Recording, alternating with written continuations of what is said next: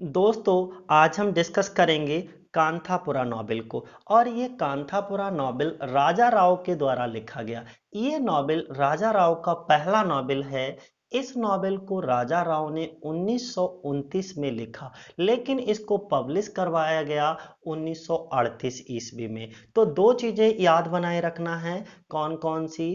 कि कांथापुरा नॉवेल को कब पब्लिश करवाया गया? 1938 ईस्वी में। लेकिन इसको लिखा कब गया? 1929 ईस्वी में। इसको किसने लिखा? राजा राव ने। ओके।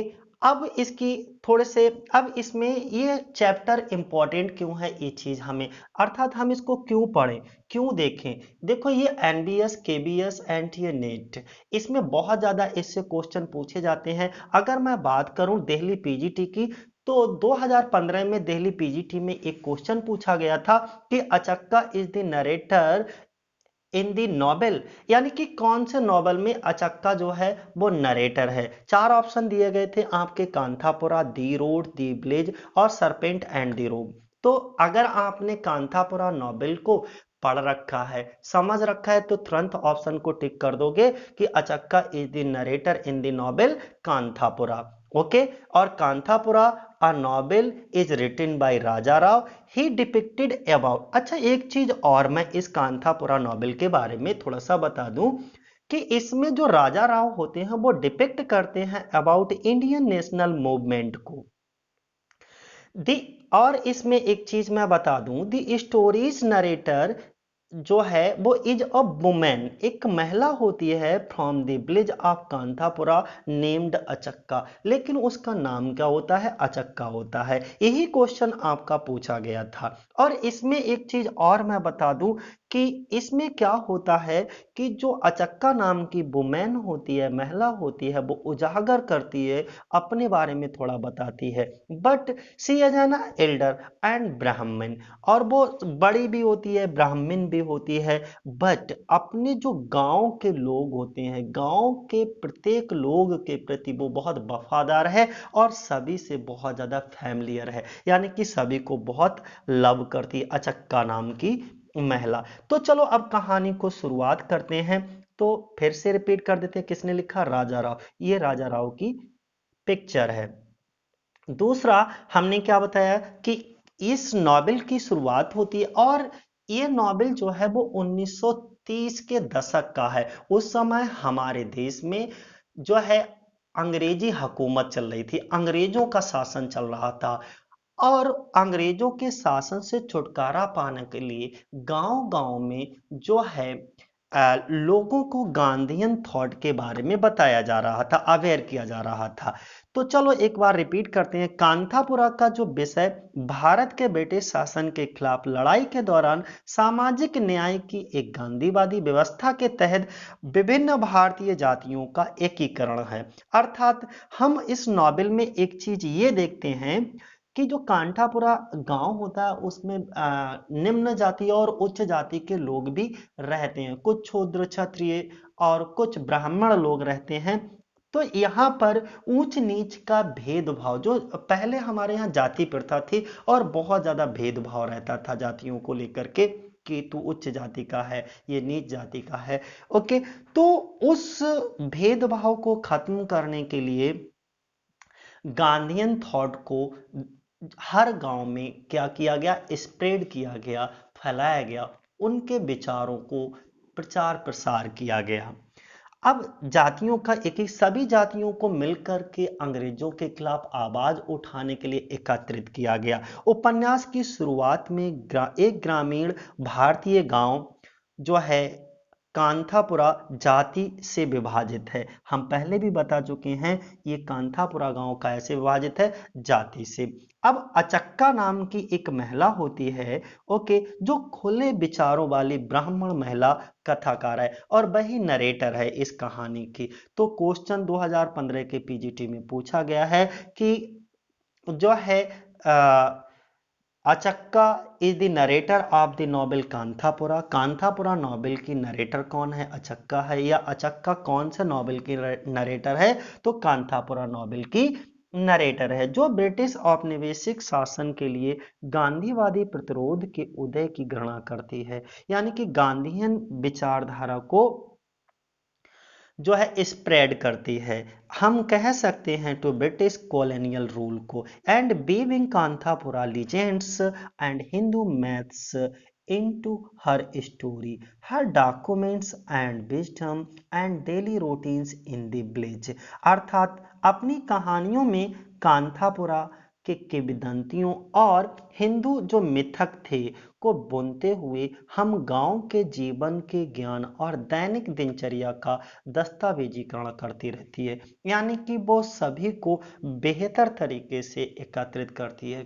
गांव की जितनी भी घटनाएं घटित होती हैं उसके पास सभी घटनाओं की जानकारी होती है। दूसरा हम बात करेंगे कि और एक अगले कैरेक्टर की, और नेक्स्ट हमारा कैरेक्टर होता है उसका नाम होता है मूर्ति। क्या नाम होता है? Murthy the central protagonist of Raja Rao novel is an embodiments of the spirit of Gandhi. Raja Rao के जो उपन्यास का मुख्य पात्र होता है वो मूर्ति ही होता है, लेकिन जो मूर्ति होता है वो गांधी की भावना, गांधी जी के विचारों का एकदम प्रतीक है, यानी कि वो गांधी जी के विचारों से बहुत ज्यादा प्रभावित है। हम कह सकते हैं कि Murthy is the Gandhian in the story.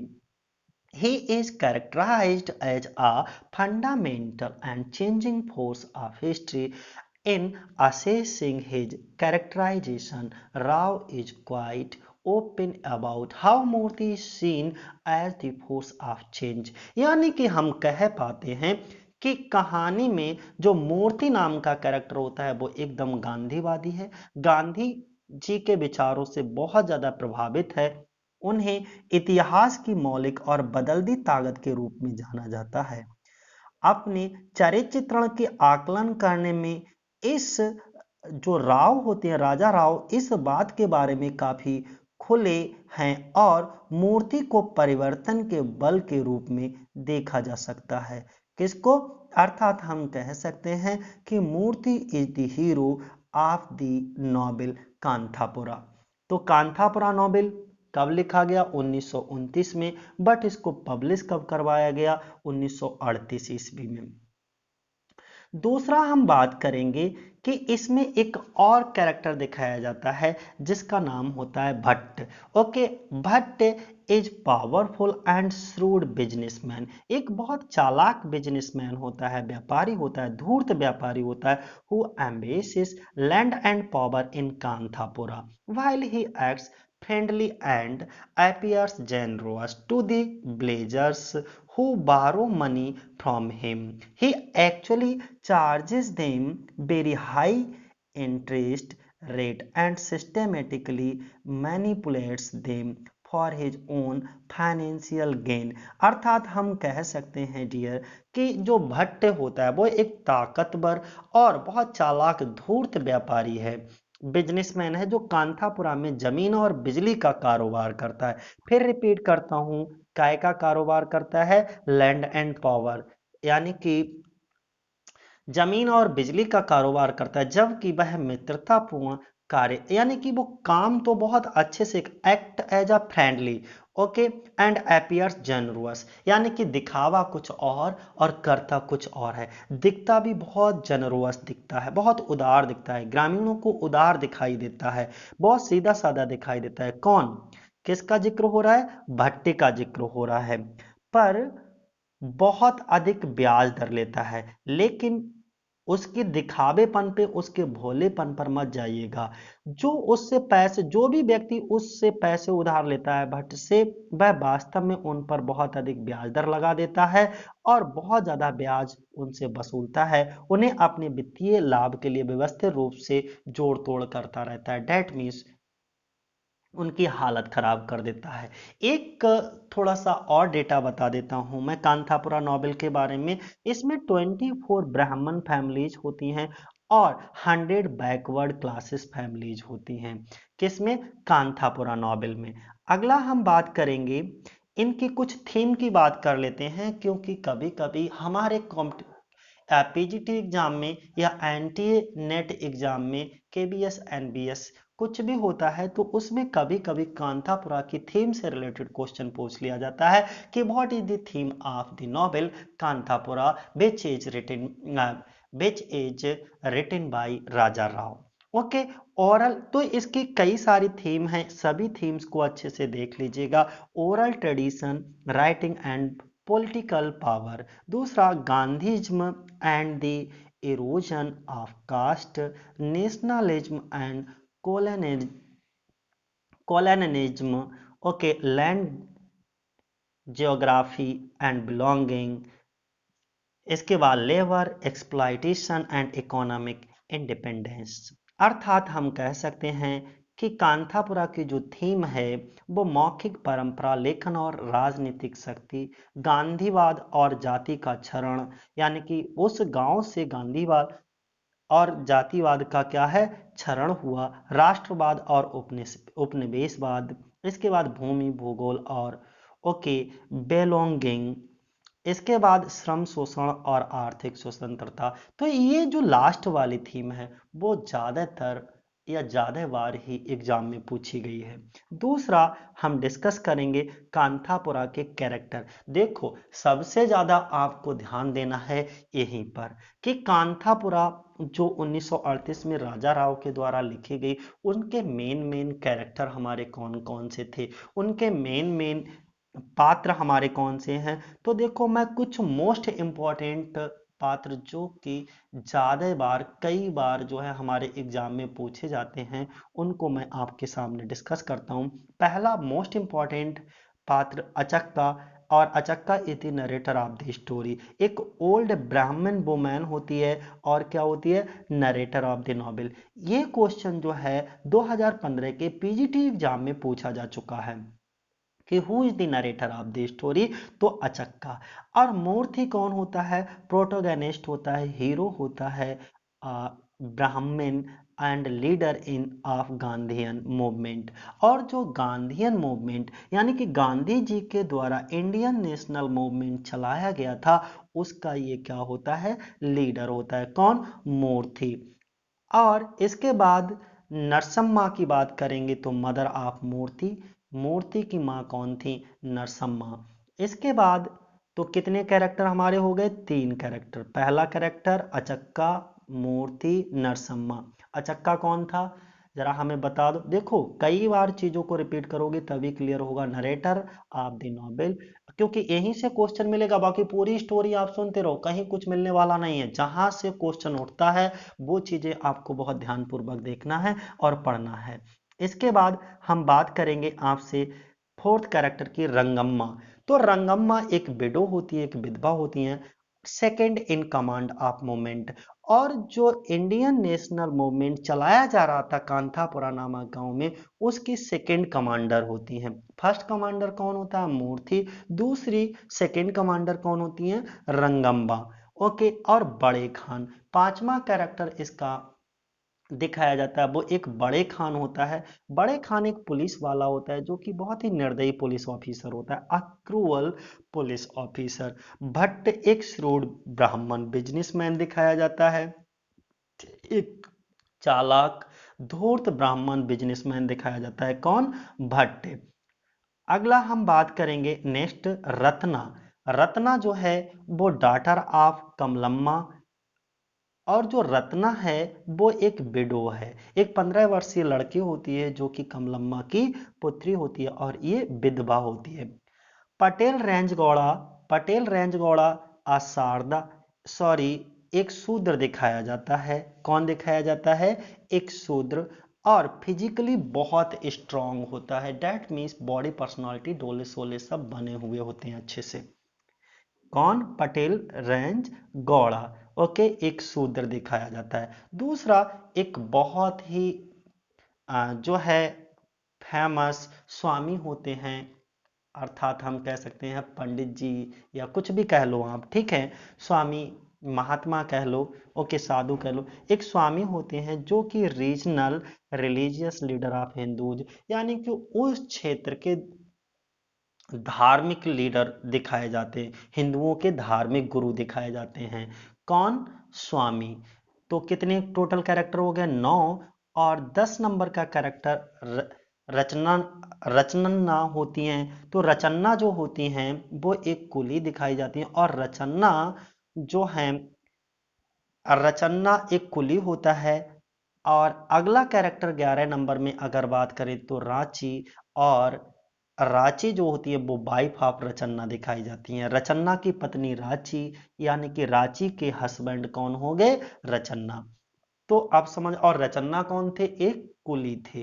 ध्यान रखना, कभी कभी यहां से भी क्वेश्चन पूछा गया है कि who is Rachanna? A coolie. Okay. Sahib, अगला 12 नंबर का कैरेक्टर होता है साहिब। साहिब कौन होता है?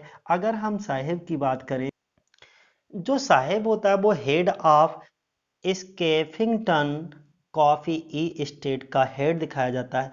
एक कॉफी ई स्टेट, इस स्केफिंगटन कॉफी स्टेट होता है, उसका हेड कौन दिखाया जाता है? साहिब दिखाया जाता है। और जयरामचारी जो होता है वो हरित का एक्सपर्ट स्पीकर होता है। जयारामचारी कौन होता है? हरिकथा एक्सपर्ट स्पीकर दिखाया जाता है। तो जो जयारामचारी हरिकथा हरिकथा एक्सपर्ट स्पीकर, इसके बाद देखो, फिर से एक बार मैं 10 नंबर से रिपीट करता हूं। कौन कौन? रचन्ना एक कुली था, रांची रचन्ना की पत्नी थी, साहिब ओके स्कैफिंगटन कॉफी स्टेट का हेड था, और जयरामचारी जो है वो हरिकथा एक्सपर्ट स्पीकर था। ओके। अब किंचम्मा की बात करेंगे, तो जो किंचम्मा थे वो लोकल डेटी थी। ओके, अर्थात हम कह, तो केंचम्मा कौन है? लोकल डेटी दिखाई जाती हैं। तो अब समझ आ गया होगा। अब थोड़ा सा इनके बारे में एक बार मैं सभी जो मुख्य और मोस्ट इंपॉर्टेंट कैरेक्टर हैं उनके बारे में रिपीट कर देता हूं। फिलहाल मैं सबके बारे में थोड़ा थोड़ा बता चुका हूं, एक बार फिर बता देता हूं। मूर्ति कौन दिखाया जाता है? एक युवा ब्राह्मण होता है जो अपने गांव कांथापुरा में लौट आया है। वह भारत को आजाद कराने के महात्मा गांधी के राष्ट्रवादी आंदोलन से बहुत ज्यादा प्रेरित है। कौन? मूर्ति। वह कांथापुरा के लोगों द्वारा बहुत प्यार और सम्मान के साथ सम्मानित किया जाता है, यानी कि कांथापुरा के लोग मूर्ति को बहुत ज्यादा सम्मान भरी नजरों से देखते हैं और उसका सम्मान भी करते हैं। इसके बाद जो है उपन्यास में उन्हें जो मूर्ति को छोटे पहाड़ के रूप में जाना जाता है, और जबकि महात्मा गांधी को बड़े पहाड़ के रूप में जाना जाता है। यहाँ से क्वेश्चन पूछा जा सकता है कि इन द नोबेल जो Murthy is referred to as the small mountain while Mahatma Gandhi is the big mountain. Okay, तो ये बात विशेष ध्यान रखना। वह कांथापुरा में गांधीवादी मूल्यों के पालन में कांग्रेस पार्टी की स्थापना करने का प्रबंध करता है। और मैं पहले भी बता चुका हूं कि कांग्रेस पार्टी की स्थापना का प्रबंध किसको दिया गया है? मूर्ति को दिया गया है। अर्थात इंडियन नेशनल मूवमेंट को पूरी की पूरी तरीके से यहाँ पर चित्रित ही किया गया इस पूरे के पूरे नॉवेल में। अगला भट्ट के बारे में बात करेंगे, तो भट्ट जो है वो कांथापुरा का कौन है? एक मुख्य पुजारी है। कौन है? एक मुख्य पुजारी है। Bhatt is the chief priest of Kanthapura, बस इतना ही याद रखना इसके बारे में। ओके, वह ग्रामीणों का क्या करता है? शोषण करता है, और गांधीवादी विचारधारा, गांधीवादी दर्शन से उसका कोई लेना देना नहीं है। यानी कि ये एकदम जो है अपने काम से काम रखता है, इसे किसी तरीके से और कोई, यानी कि समाज सुधार से इसका कोई लेना देना नहीं है। उन्होंने कांग्रेस पार्टी की स्थापना में जो मूर्ति नाम का कैरेक्टर था उसका विरोध किया था। किसने? भट्ट ने। अर्थात हम कह सकते हैं Bhatt is the villain of the novel and Murthy is the hero of the novel. Okay, Bhatt British सरकार का एक अप्रत्यक्ष एजेंट भी है। ओके, उसे उपन्यास का विलेन के रूप में माना जा सकता है। किसको? भट्ट को।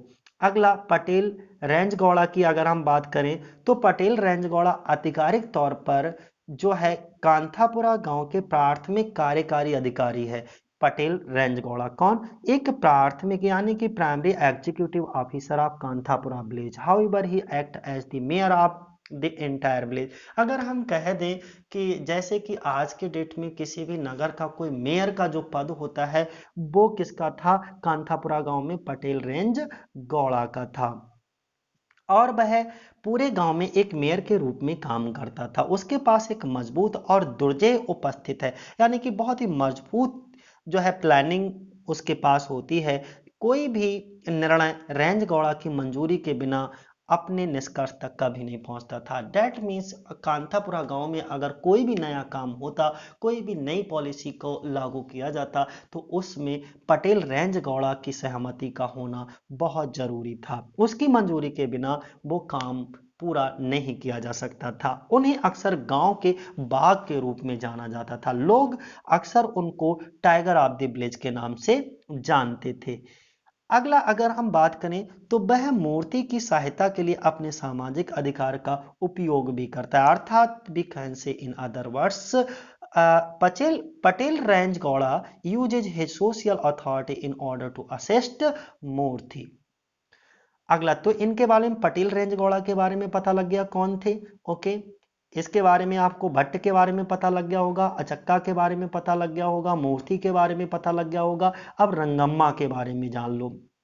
रंगम्मा एक व्यापक रूप से सम्मानित महिला है जो पढ़ लिख सकती हैं। कौन, यानी कि आसानी से वी कैन से कि Rangamma is a widely respected women who can read and right. That means पढ़ी लिखी महिला है। He is a childless window, और बचपन में ही ये विधवा हो गई थी, अर्थात वह एक निसंतान विधवा है। इनकी कोई भी संतान नहीं है, लेकिन वह उसे निराश नहीं करती। उनका विधवापन उनको या उनके जीवन का जो अकेलापन है, रंगहीन दुनिया उनको कभी भी निराश नहीं करती। उनके जो संकल्प हैं वो बहुत ही मजबूत और उच्च आकांक्षाओं से परिपूर्ण हैं। दैट मीन्स के कारण उनको सम्मान किया जाता है। हम ये भी कह सकते हैं कि वो दृढ़ संकल्पित वाली महिला हैं, और इस दृढ़ संकल्प के कारण ही रंगम्मा का पूरे गांव कांथापुरा में उनका सम्मान किया जाता है, या कांथापुरा के जो निवासी हैं वो रंगम्मा का सम्मान करते हैं। वह गांधीवादी मूर्ति के पक्ष में भट्टा को धार्मिक तानाशाह को खारिज करती हैं। वह कांठापुरा की महिलाओं को शिक्षित करती हैं और अहिंसक प्रतिरोध समूह बनाती हैं, जिसको वो नाम भी देती हैं, अर्थात नॉन वायलेंस रेसिस्टेंट ग्रुप होता है, कार्ड कहलाता है, सेविस नाम देती हैं। फिर रिपीट करता हूं, कौन सा नाम होता है इनके ग्रुप का जो इनको बनाया जाता है, सेविस। क्या होता है, सेविस नाम होता है उस ग्रुप का, ध्यान रखना इस बात को। नेक्स्ट हम बात करेंगे बड़े खान की। बड़े खान कौन होता है, मैं पहले भी बता चुका हूं, एक मुस्लिम पुलिसमैन होता है who has recently arrived in Kanthapura, जो अभी जल्दी जल्दी में ही कांथापुरा में आया हुआ है। अर्थात हम कह सकते हैं बड़े खान एक मुस्लिम पुलिसकर्मी है जो हाल ही में कांथापुरा पहुंचे हैं। और जब जैसे ये कांथापुरा पहुंचे हैं बड़े खान, वो स्केफिंगटन कॉफी एस्टेट में ठहरने की जगह पाता है। बड़े खान कहाँ ठहरे हुए हैं, स्केफिंगटन कॉफी एस्टेट में ठहरे हुए हैं। वह ब्रिटिश सरकार का एक एजेंट है बड़े खान, और वह सभी प्रकार के विरोधों के प्रति शत्रुतापूर्ण है, यानी कि सभी प्रकार के विरोधों, अगर कोई भी सरकार के खिलाफ या ब्रिटिश सरकार के खिलाफ आवाज उठाता था तो ये उसका विरोध करता था। कौन, बड़े खान, यानी कि उस विरोध को रोकता था। दूसरा, वह जब वह कॉफी स्टेट के कर्मचारियों से मिलने की कोशिश करता है तो बड़े खान मूर्ति को बुरी तरह से पीटता है। मूर्ति के बारे में मैं पहले भी बता चुका हूं, जो कि कौन होता है, इंडियन नेशनल मूवमेंट का स्थापित करने वाला पहला कार्यकारी सदस्य दिखाया जाता है। कमलम्मा कमलम्मा जो होती हैं वो रंगम्मा की बहन दिखाई जाती हैं। Kamalamma is the sister of Rangamma. She stands in star contrast to the values exhibited by Rangamma. She rejected her sister's conversion to the Gandhian lifestyle. The only concern of her mind is to somehow remarry her widow's daughter Ratna. अर्थात मैं कह सकता हूं कमलम्मा के बारे में कि जो कमलम्मा रंगम्मा की बहन दिखाई जाती हैं, वह रंगम्मा द्वारा प्रदर्शित मूल्यों के विपरीत हैं, यानी कि उन्हें गांधीयन लाइफस्टाइल से कोई मतलब नहीं है। वह गांधीयन जीवन शैली के लिए अपनी बहन को जो है बदलते हुए अस्वीकार करती है। वो किसी भी तरीके से उस अपनी बहन को बदलते हुए देखना नहीं चाहती है। कौन? रंगम्मा।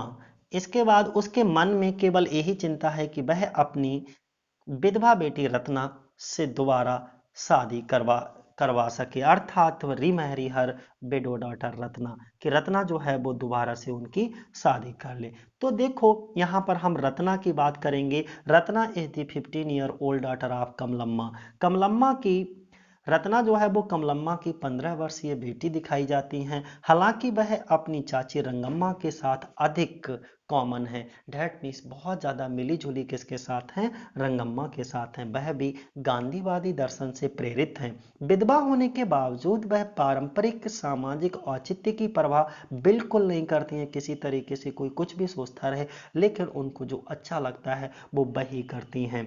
वह रंगम्मा के कारावास के बाद सेविस का नेतृत्व करती है। जब रंगम्मा को जेल में भेज दिया जाता है तो जो एक उन्होंने ग्रुप बनाया था, समूह बनाया था सेविस नाम का, तो सेविस नाम का नेतृत्व रत्ना ही करती हैं। बाद में जब रंगम्मा चली जाती हैं कारावास, अर्थात इनको जो है गिरफ्तार कर लिया जाता है।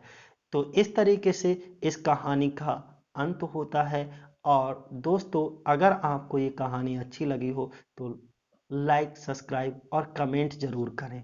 ओके, क्योंकि आपका एक कमेंट हमको पॉजिटिव एनर्जी देता है और अधिक अच्छी वीडियो बनाने के लिए हमको हमेशा इंस्पायर्ड करता है। जय हिंद, जय भारत दोस्तों।